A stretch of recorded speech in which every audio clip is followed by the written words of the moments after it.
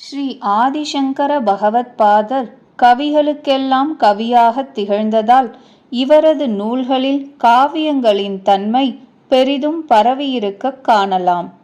பிரஷ்னோத்தர ரத்ன மாலிகா என்ற சிறிய உரையாடல் நூலில் கூட இவரது கவித்துவம் பளிச்சிடக் காணலாம். கவியின் காரியம் காவியம். எனவே இவரது நூல்களுக்கு காவியத்தின் தன்மை உண்டு. காவியத்தின் தன்மை உண்டு என்றால் அதற்குரிய இலக்கணங்கள் அமைந்திருக்க வேண்டும். காவிய இலக்கணங்களுள் முதன்மையானது ரசபூர்ணமான சப்த சேர்க்கை. ஸ்ரீ சங்கரர் நூல்களை கற்ற யாவரும் இதை உணர்வர். நவரசங்களும் பெருகி நிற்பது உத்தம காவியங்களுக்கு இலக்கணம். சரி, ரசங்கள் என்றால் என்ன?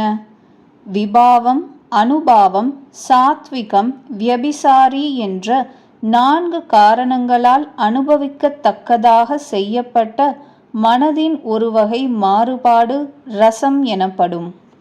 விபாவம் என்பது ஆலம்பனம், உத்தீபனம் என 2 வகைப்படும். இளமை, அழகு போன்றவை ரசத்திற்கு ஆலம்பனம். ஆதாரம், தென்றல், பௌர்ணமி, நிலவு போன்றவை உத்தீபனம். தூண்டுதல், பெண்கள் அல்லது பிரியமுள்ளவற்றின் ஈர்ப்பு அனுபாவம்.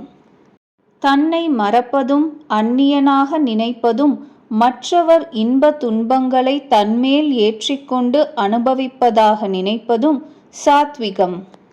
ரசானுபவத்தை விட்டு வெளியில் தெரிவது வியபிசாரி. ஒருவன் அல்லது ஒருத்திக்கு ஒருவன் அல்லது ஒருத்தி விஷயமாக அந்தந்த ரசத்திற்கு அனுகுணமாக மாறுபாடற்ற நெஞ்சில் உண்டாகும் ஒரு விகார விசேஷத்திற்கு ஸ்தாய பாவம் என்று பெயர். ரசத்திற்கு ஏற்றபடி இது வேறுபடும். இது ரசமாக ஆகும் வரையில் மற்ற ரசங்களால் மறைக்கப்படாமலிருந்து முன்கூறிய விபாவம் முதலான 4 காரணங்களால் வளர்ந்து ரசமாக மாறும். இந்த ரசத்தை அனுபவிக்கும்போது ஒருவர் தன்னையும் மற்றவற்றையும் மறந்து விடுகிறார். அப்போதே ரசம் அவர்கட்கு சுவாதீனம் ஆகிறது. அதாவது இவரே ரசமாகும் அத்விதீய அனுபவம். எந்த ரசமாயிருந்தாலும் அதன் அனுபவ நிலையில் ஒரு குறிப்பிட்ட பரமாணு காலத்தில் அனுபவிப்பவனே ரசமாக மாறுவது என்பது ஒரு வேதாந்த அனுபவம். காவியத்திற்கும் ரசங்களுக்கும் போல் வேதாந்தத்திற்கும் ரசங்களுக்கும் நெருங்கிய தொடர்பு உண்டு. வியாக்கரண சாஸ்திரமே வேதாந்தமாக விரிகிறது. காவியமும் இத்தகையதே.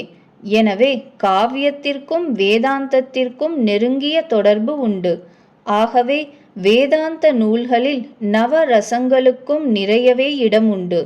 இதை உணர்ந்தால் வேதாந்தம் அழுக்காது.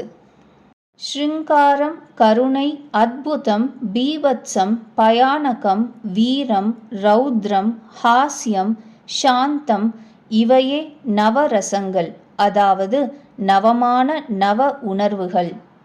ஆண் பெண்களிடையே உண்டாகும் பரஸ்பர பிரேமை அல்லது கவர்ச்சி, இதனால் நெஞ்சில் எழும் மாறுபாடுகள், இவற்றின் வெளிப்பாடுகளான பேச்சும் நடத்தையும் ஸ்ருங்காரம் எனப்படும். நெஞ்சில் இரக்க உணர்வு எழுவதற்கான காரணங்கள் ஏற்படும்போது தோன்றும் மனநிலை, பேச்சு, செயல் இவை கருணை எனப்படும். ஆச்சரியத்தைக் கண்டு மனம், வாக்கு, காயம் மூன்றிலும் தோன்றும் மாறுபாடு அத்புதம் எனப்படும். வெறுக்கத்தக்கவைகளைக் கண்டு நெஞ்சில் எழும் உணர்வு பீபத்சம், அதாவது அருவருப்பு. பயத்தை உண்டு பண்ணக்கூடிய காரணங்களால் மனம், வாக்கு, காயம் மூன்றிலும் ஏற்படும் மாறுபாடு பயானகம், அதாவது அச்சம். மன உறுதி, பராக்கிரமம், சூரத்தனம் இவற்றை தோற்றுவிக்கும் காரணங்கள் உண்டான காலத்து மனம், வாக்கு, காயம் மூன்றிலும் எழும் மாறுபட்ட நிலை வீரம் எனப்படும்.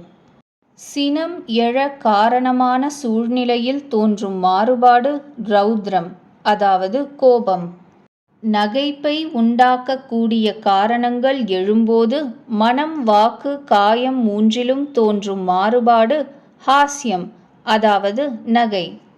ஆசையும் கோபம் இல்லாமல் பொறுமையும் ஆறுதலும் நிறைந்த இன்ப துன்பங்களில் எப்பொழுதும் கலங்காமல் இருக்கும் மனம், வாக்கு, காயங்களின் நிலைப்பாடு சாந்தம். இதற்கு வைராக்கியம் என்றும் பெயர், அதாவது பற்றின்மை. ஆச்சாரியர் ஸ்ரீ சங்கரர் நூல்களில் இந்த ரசங்கள் நேரடியாகவும் மறைமுகமாகவும் விரவி இருக்கக் காணலாம். வாழ்வியல் தத்துவத்தையே, அதை நடைமுறைப்படுத்தும் வித்தையையே தனது நூல்களின் வாயிலாக எடுத்துக் காட்டுகிறார் ஸ்ரீ சங்கரர். நவரசங்களின் பரிணாமச் சேர்க்கையே மனித வாழ்வு. தீயிலிருந்து வெப்பத்தையும் சூரியனிடமிருந்து வெளிச்சத்தையும் எப்படி பிரிக்க முடியாதோ அதுபோல வாழ்விலிருந்து பிரிக்கப்பட முடியாதவை நவரசங்கள். மாறி மாறி தோன்றிக்கொண்டே இருக்கும் இவை பற்றிய உணர்வே வாழ்வு சுவை குன்றாமல் தினம் தினம் புதிதாக இருக்க காரணம்.